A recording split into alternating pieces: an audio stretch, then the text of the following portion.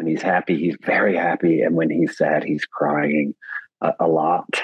And it's just been a blast to play that, to play a being that's just so right there, so present in the moment.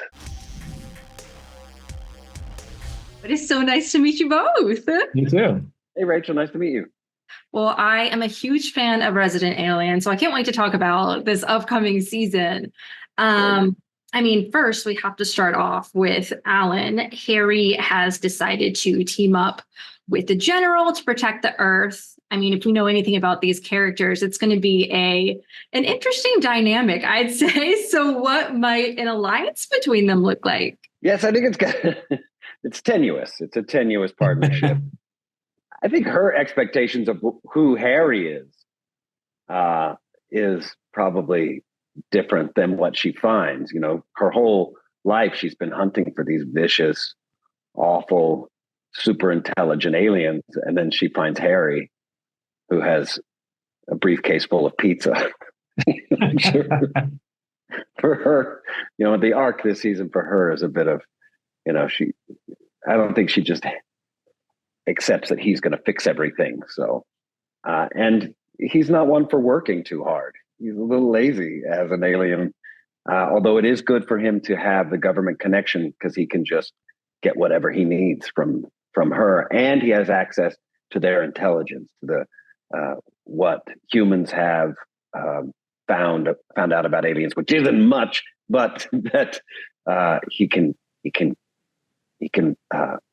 request things to use in his fight against the Greys. Well, Chris, I'm curious on your end, you know, in the writer's end, how long you had this team up in mind. Did you always know they were going to work together when you first brought this character in? It's funny how these shows work. They're sort of a very organic, ever evolving creature on their own. And a lot of where we go anyway with the show is based on how things go as you're doing it and what works and who has chemistry. And like, you know, that Linda Hamilton is great, but there was a point in season 2 where it just really felt like I want to see these two characters together, you know, and working together. And so we built an ending where it created a situation where they had to work together, frankly, to get Alan and Linda in the same room together, because we knew it would be fun. So this is how it works. I mean, in other ways too, in the beginning of the series, I didn't really know what the dynamic between like Asta and Darcy was.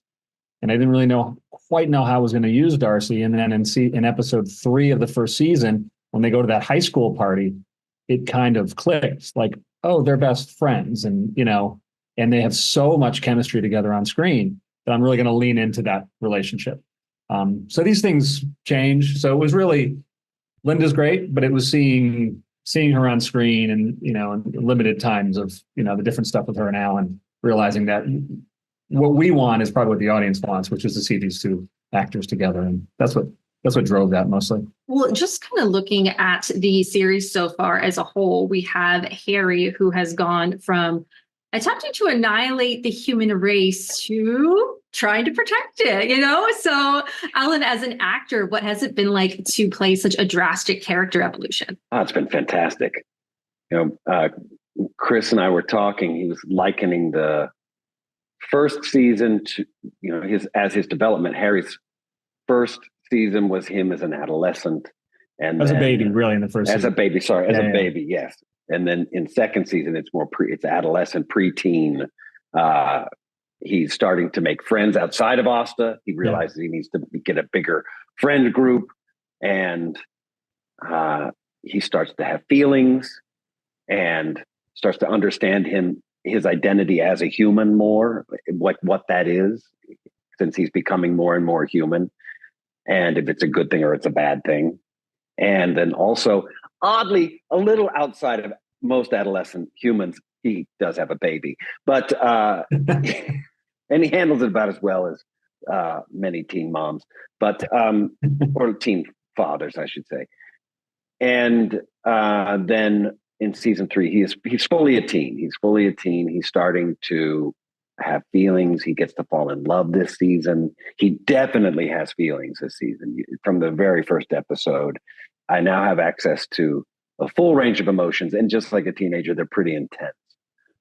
So when he's happy, he's very happy. And when he's sad, he's crying a lot.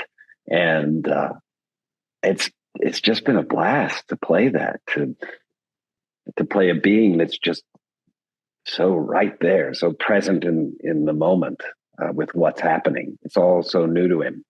Yeah, that's really fun. Well, Alan, how would you describe Harry and Asta's friendship this season? I mean, they're such a big part of the show, and I know that fans are really invested in that dynamic as well. This season, he's like a teen. He's venturing out away from sort of big sister, mom character, his caretaker. He's finding his independence.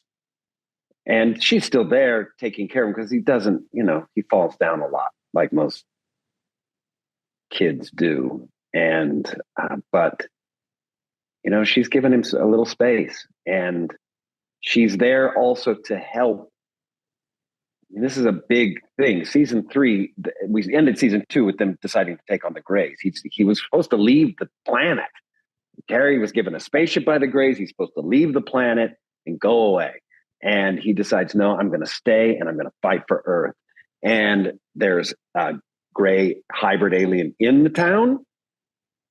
And he is sniffing around to find vulnerabilities in Harry's life there. And one of the biggest vulnerabilities is Asta, his love for Asta. So she's wrapped up in it, and she's there to help. And he's going to need everybody. That's one of the big messages that happens this season. You got to come together She's a little kinder this year too, right? I mean, because Darcy's in there now sort of hammering Harry, and Asta ends up sort of defending him right. a bit more. That is new. That is a little new. She's actually hammering. Darcy hits me with a rolled up magazine. She does. 1. She literally hammers them.